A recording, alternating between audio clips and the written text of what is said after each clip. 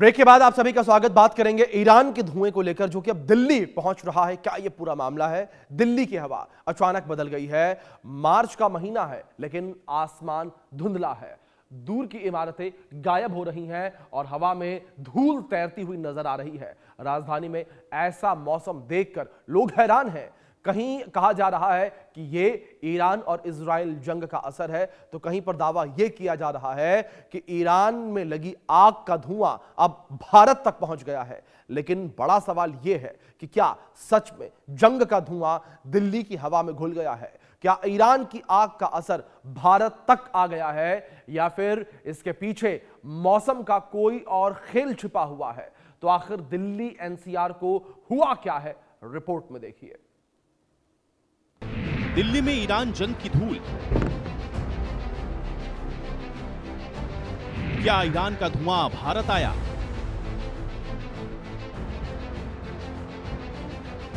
क्या बढ़ गया पॉल्यूशन?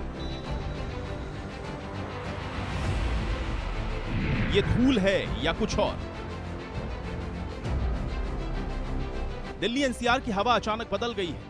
मार्च के महीने में जब आसमान साफ होना चाहिए, तब हल्की गर्मी महसूस होनी चाहिए, तब राजधानी धूल और धुंध की चादर में लिपटी नजर आ रही है। विजिबिलिटी कम है, आसमान धूसर है और हवा में धूल के कण तैरते हुए दिखाई दे रहे हैं। सोशल मीडिया पर इसे लेकर तरह तरह की अटकलें लग रही हैं। किसी का दावा यह है कि ईरान इजराइल जंग का असर है, तो कोई कह रहा है कि ईरान में लगी आग का धुआं अब दिल्ली तक पहुंच गया है।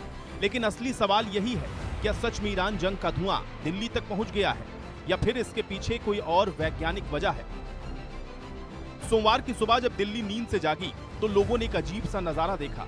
आसमान धुंधला था, दूर की इमारतें धुंध में गायब सी नजर आ रही थीं और मौसम बिल्कुल कोहरे जैसा लग रहा था। अब मार्च के महीने में ऐसी तस्वीर लोगों को हैरान कर रही थी।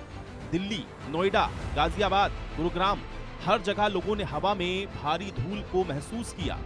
सड़कों पर चलते हुए लोगों को आंखों में जलन और गले में खराश तक महसूस होने लगी। कुछ ही देर में सोशल मीडिया पर अटकलों का बाजार गर्म हो गया।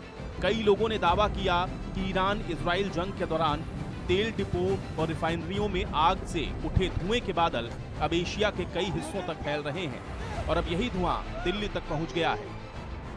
अब ये बताते हैं कि इस दौरान कहां कितनी विजिबिलिटी रही है। Prayagraj 30 metre, Fursatganj 50 metre, Meerut 100 metre, Patiala 150 metre, Hindon airbase 600 metre. मौसम विभाग ने साफ कहा कि दिल्ली और उत्तर भारत में दिख रही धुंध का ईरान से कोई संबंध नहीं है। तो फिर सवाल उठता है कि दिल्ली एनसीआर में अचानक इतनी धूल और धुंध कहां से आई? इसका जवाब मौसम वैज्ञानिकों ने दिया। 5 मार्च से 7 मार्च के बीच पश्चिम दिशा से तेज हवाएं चली। इन हवाओं की रफ्तार करीब 30 से 35 किलोमीटर प्रति घंटा थी। ये हवाएं बलूचिस्तान और पाकिस्तान से होकर राजस्थान के थार रेगिस्तान तक पहुंची और अपने साथ रेगिस्तान की धूल को उड़ाकर उत्तर भारत के आसमान तक ले आईं। अब यही धूल दिल्ली एनसीआर के ऊपर एक मोटी परत बनाकर छा गई है।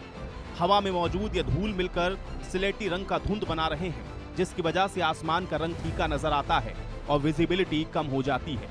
इसी वजह से लोगों को ये मौसम प्रदूषण से बने स्मॉग जैसा महसूस हो रहा है।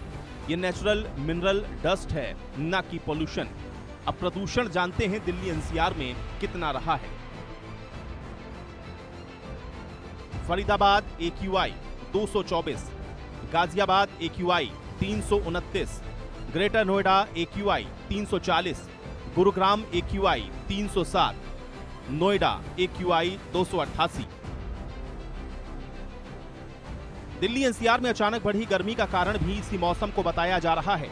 विशेषज्ञों का कहना है कि हवा में मौजूद धूल और पॉल्यूटेंट सूरज की ऊर्जा को अलग तरीके से प्रभावित करते हैं, जिसकी वजह से कई बार तापमान तेजी से बढ़ता है।